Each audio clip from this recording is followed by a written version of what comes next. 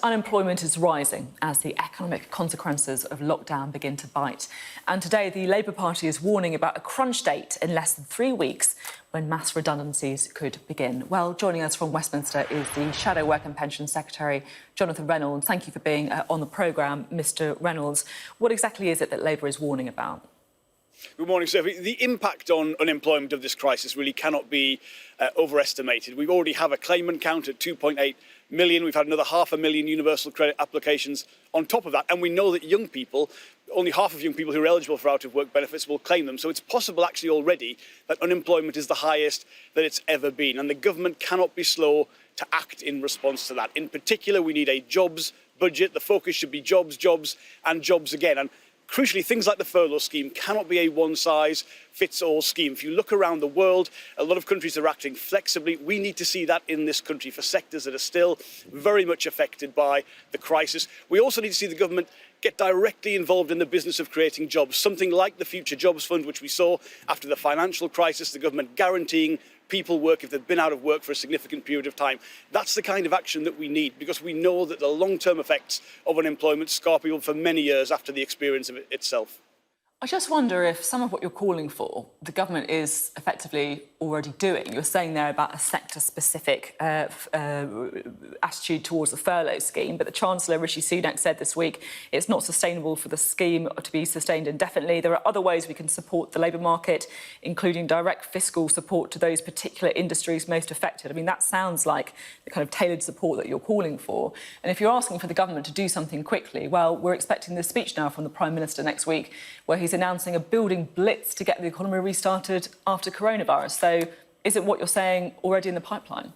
I'm afraid I don't think it is. I mean, first of all, on build, build, build, we've heard things like that before. I mean, I remember the March of the Makers 10 years ago.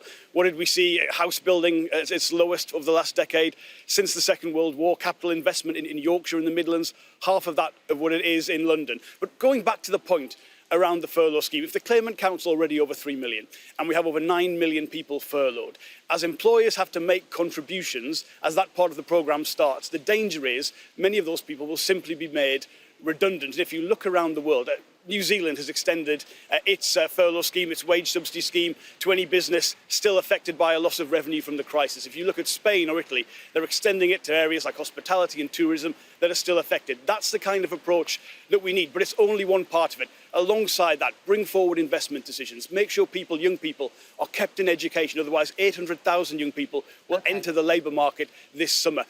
Get involved. Look at what's worked in the past. Use the Future Jobs Fund as a template for that. Just to be clear then, is Labour calling for the furlough scheme to be extended? Yes, it should be extended, not in a universal way, but in a sector-specific way, to make sure that as we continue through this crisis, we don't see those people currently furloughed simply made redundant and put further onto the claimant count. OK. Now, you mentioned about the issues around education. It's something that we're going to be exploring in the programme later on. I visited a school this week where the head teacher said that part of the issue is parents are effectively too scared to send their children back to school, and many pupils, he's worried, will be very frightened when they do eventually return to the classroom. Does Labour need to take a bit more responsibility for this? It feels to me like you've been quite slow in calling for schools to reopen to more pupils. Keir Starmer hesitating at Prime Minister's questions to say that it's safe to send children back. Should you have done more to get schools reopened? No, I don't think that's fair, Sophie. Everybody wants schools to go back. The impact on inequality of children being off school for so long, I see it and I worry about it in terms of my own children. Everybody should want schools back. But the only way to do that is to convince parents that it's safe, to work with councils, to work with academy trusts, to work with the teaching unions, to find a way to do that. Only the government can lead on that. That's pretty obvious. But at the same time, we suggested a task force to get people, to get this sorted, to make sure schools were safe to go back and that people would feel that it is safe to do so. But the lack of leadership from the government on this really has been a spectacular failure. They've got to take responsibility for it. They've been slow even to make sure that people have the resources they require to learn at home. But no one should doubt the impact of children not being at school is incredibly severe on them, but the government has to lead on getting them back. So is it safe for children to return to school now? It will always be about managing risks. Until we have a vaccine, it will always be about managing risks in whatever sphere we are talking about. But there are ways the government... Look at the approach, for instance, to the Nightingale hospitals that were set up. Where's the equivalent approach in education to that? Where's the requisitioning of space to make sure we can have bubble classrooms away from traditional school buildings? Where's the efforts to get resources to children at home? None of that has happened, and the responsibility for that is firmly at the government's feet. OK, now you've got, of course, a new shadow education secretary in the party after Rebecca Long-Bailey was sacked for tweeting a link to an interview with the actress Maxine Peake, where she talked about what many would consider to be an anti-Semitic conspiracy theory. Was Keir Starmer right to get rid of her? Well, I have a lot of time and respect for Becky and the job that she was doing, and I want a broad-based shadow cabinet. Not because of party unity, by the way, but because a strong shadow cabinet reflects all the viewpoints across the Labour Party. But the sharing of an anti-Semitic conspiracy theory, I'm afraid, is not something that can be ignored. If people don't understand why that was anti-Semitic, there's a lot of resources available for people to understand and find that out. But we will get no more chances. We deserve no more chances with the Jewish community to win back the trust that has been lost. And Keir promised zero tolerance. I mean, that has to mean zero tolerance. And I'm afraid, for that reason, yes, I'm afraid that change had to be made. As you reflected slightly in your answer there, you did work quite closely with Rebecca Long-Bailey. Do you think she has a blind spot on anti-Semitism? What worries me, and this is a point more generally, I think, that if anyone can't understand what the problem is with an article like that, and I think it's important to say, I think Maxine Peake has apologised for any reference that was given within that interview. Throughout time, there has been a strand of anti-Semitism which has been about blaming Jewish people for all the problems in the world. And a modern incarnation of that is simply replacing Jews with Israel. Now, that is something that's in the Labour Party's own guidance that we send out on anti-Semitism. And if someone is looking at the terrible scenes in America and somehow trying to change the blame for that to Israel, I mean, the anti-Semitic warning lights should be flashing to anyone who sees that in print or hears something like that. So more broadly, people have to understand why this is such an issue. And do you think that Rebecca Long-Bailey perhaps did not previously understand that? I'm not sure, to be honest. When I saw the article that had been shared, I've got to say I gasped, I caught my breath. I assumed perhaps it hadn't been read and an apology would be forthcoming. I don't know exactly why that is still up there on Twitter, but there's no doubt it is an anti-Semitic conspiracy theory, and we promise zero tolerance, and that has to be what we practice and preach.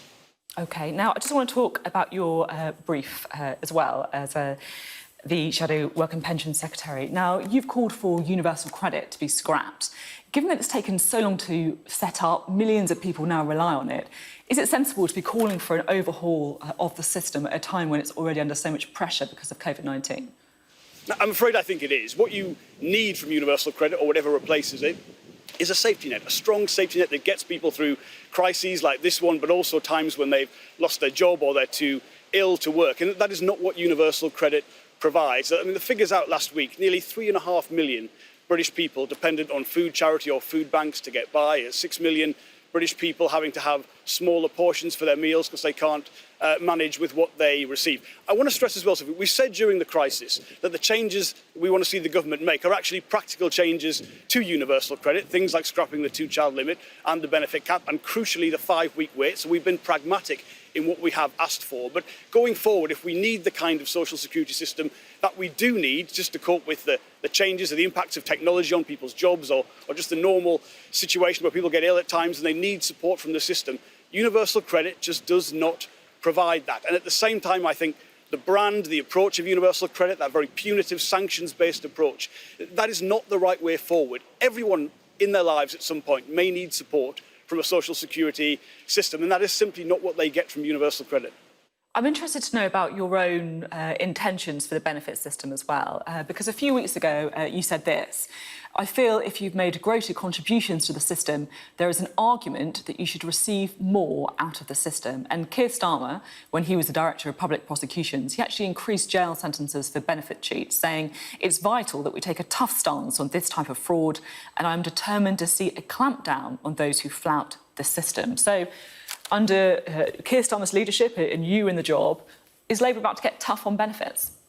No, I regret. I do not accept at all the kind of rhetoric we once saw from people like George Osborne about trying to be divisive in terms of the social security system. I want to be absolutely clear what I'm talking about. Contributory benefits are a crucial part of the existing system. If you apply for universal credit and you don't get it because it's a means-tested benefit, what you will get instead, if you paid your national insurance contributions, are job seekers allowance, the national insurance-based benefits that we have in the system. Now, for the first time, because the government has failed to uprate those legacy benefits alongside the increase in universal credit, the national insurance level of support is lower than the means-tested level of support. Now, that is completely unacceptable. £74 a week is not a sufficient compensation for the national insurance contributions people have paid. So that is what I am talking about. The government's answer to that, as you know, is simply to say we can't upgrade the system. The computer says no. That is completely unacceptable. This is not a small part of the system. Hundreds of thousands of people are dependent on this aspect of it because they don't qualify for universal credit and they're not getting what they need and they're not getting what they deserve. And when we talk about finding a replacement for universal credit, we've got to consider this aspect of it as well, because people, as you know, are currently eligible for both. It's just if you claim universal credit, it will take away every pound that you would get from a contributory benefit. So most people don't claim both at the same time.